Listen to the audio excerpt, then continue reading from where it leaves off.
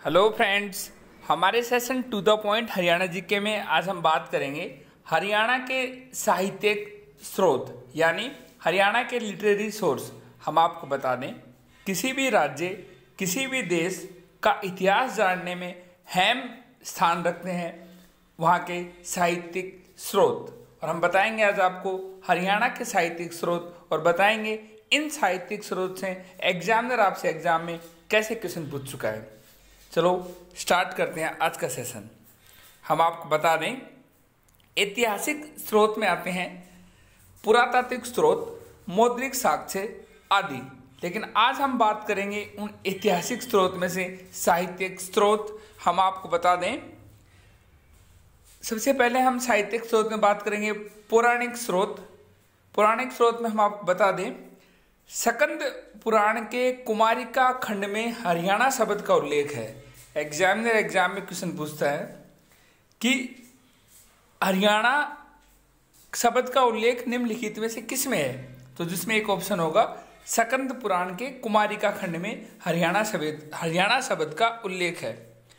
ब्राह्मण ग्रंथों ऋग्वेद, शतपथ ब्राह्मण, ऐतराय ब्राह्मण, छांदोग्य उपनिषद में इस राज्य के सामाजिक आर्थिक जीवन की जानकारी मिली है।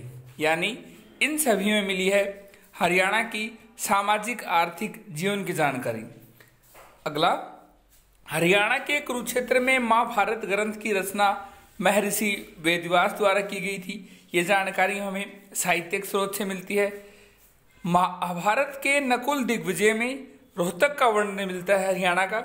एग्जामिनर अक्सर क्वेश्चन आता है कि नकुल दिग्विजय में हरियाणा के किस जिला का वर्णन मिलता है। आपका आंसर होगा रोहतक का। इसके अलावा शहर करनाल महाभारत के कर्ण से संबंधित है। यह भी हमें साहित्यिक स्रोत से पता चलता है। वामन पुराण में हरियाणा में बहने वाली नदियों का वर्णन मिलता है। एग्जामिनर आपसे पूछेगा, निम्नलिखित में से किस पुराण में हरियाणा की नदियों का वर्णन मिलता है। आपका आंसर होगा वामन पुराण। अष्टध्यायी, महाभाष्य, चतुर्भारणी, हर्षचरित, राजतरंगिणी आदि में भी हरियाणा का वर्णन मिलता है। एग्जामिनर आपसे पूछेगा निम्नलिखित में से किस में हरियाणा का वर्णन मिलता है, इसलिए आपको अष्टध्यायी और राजतरंगिणी तो आपको पता ही होना चाहिए कि इनमें तो हरियाणा का वर्णन मिलता है। अब बात करते हैं कुछ बौद्ध और जैन साहित्यिक स्रोत जो कि हरियाणा से संबंध रखते हैं।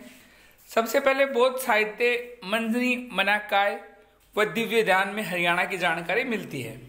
एग्जामिनर आपसे पूछेगा निम्नलिखित में से किन बौद्ध साहित्य में हरियाणा की जानकारी मिलती है। आपका आंसर होगा मज्जी, मनिकाय और दिव्य दान। इसके अलावा बौद्ध ग्रंथ दिव्य दान में अघोरवा, इसार का वर्णन मिलता है जो बौद्ध धर्म का प्रमुख केंद्र था। एग्जामिनर आपसे पूछेगा दिव्य दान में हरियाणा के किस स्थान का वर्णन मिलता है। आपका आंसर होगा अघोरवा। पंपत सुदानी से पता चलता है कि महात्मा बुद्ध ने हरियाणा के कई स्थानों का भ्रमण किया था।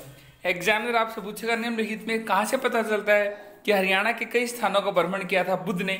आपका आंसर होगा पंपत सुदानी। जैन ग्रंथ कथाकोश तथा भद्रभाऊ चरित में भी अघोरवा का वर्णन है, जहां जैन विद्वान लोहाचार्य रहते थे। अघोरवा इस धर्म का प्रधान केंद्र रहा है। एग्जामिनर आपसे पूछेगा जैन विद्वान लोहाचार्य कहाँ रहते थे। ये जैन ग्रंथ कथाकोश से पता चला है। आपका आंसर होगा अघोरवा, जो कि आप हरियाणा के हिसार जिले में है। हमने आपको बताया हरियाणा के साहित्यिक स्रोत, हमने बताया एग्जामिनर आपसे एग्जाम में कैसे क्वेश्चन पूछेगा। हमारे आज के सेशन में इतना ही। Thank you.